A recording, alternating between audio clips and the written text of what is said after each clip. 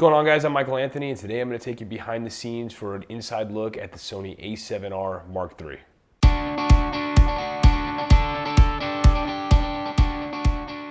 The Sony A7R III is Sony's third iteration of the A7R series. The R stands for resolution, as this particular sensor resolves 42 megapixels of information. I was very interested in this camera because of its potential for me to create large, detailed prints and take advantage of the color depth and dynamic range that has been so popular in the A7R II. Being that this camera utilizes an updated version of the same sensor, I was curious to see if Sony's claims of improved dynamic range held true. The first thing I noticed when handling this camera is that right out of the box, the ergonomics are much improved. In fact, this camera has the same size grip as the A9, making it a much more comfortable fit for those who have larger hands.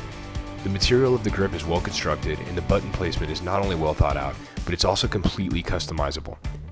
Sony also added a joystick to change the focus points, which fixed what I felt was one of the largest design flaws in the A7R II.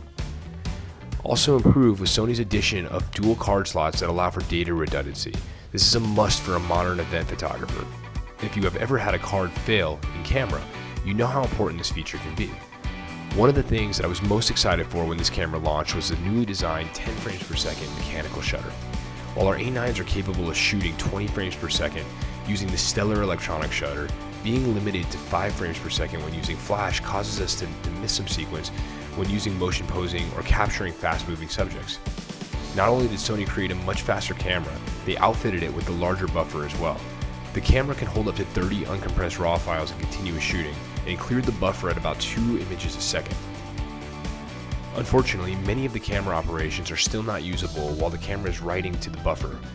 However, image playback does now work, and that is the most often used function right after shooting in a sequence. Next, let's talk about autofocus. While Sony improved the ergonomics by adding a joystick to the camera, they also upgraded their autofocus system.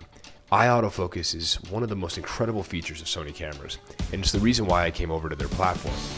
The eye autofocus is incredible, and when being used in continuous mode, it can track subjects very well while retaining sharp focus on the eyes. The focus system features 425 focus points, 399 which of them are phase detection. This is a huge improvement over the 60 to 70 autofocus points found on most DSLRs. Again, Sony hit the mark with the A7R III in terms of autofocus, and as an event photographer, I'm definitely happy that I can finally get reliable autofocus in a high-resolution camera.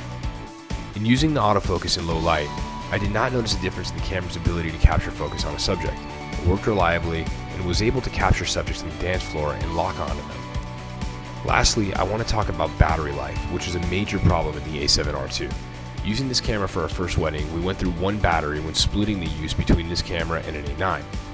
As was our experience with the A9 battery, 2 of these batteries will easily last you an entire wedding. But if you're buying this camera for a modern event photographer, I would definitely add 2 extra batteries just to be safe.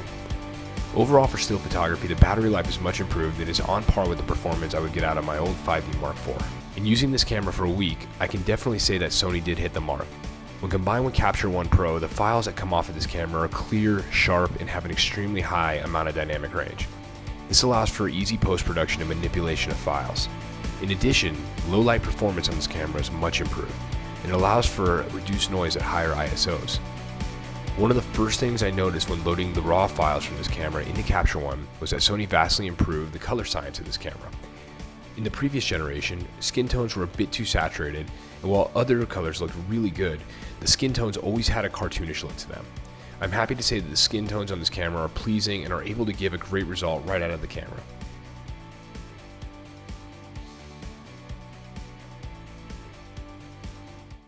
Alright guys, that's it for my A7R Mark III review. I hope you guys enjoyed this video. If you guys liked it, please hit the subscribe button right down here.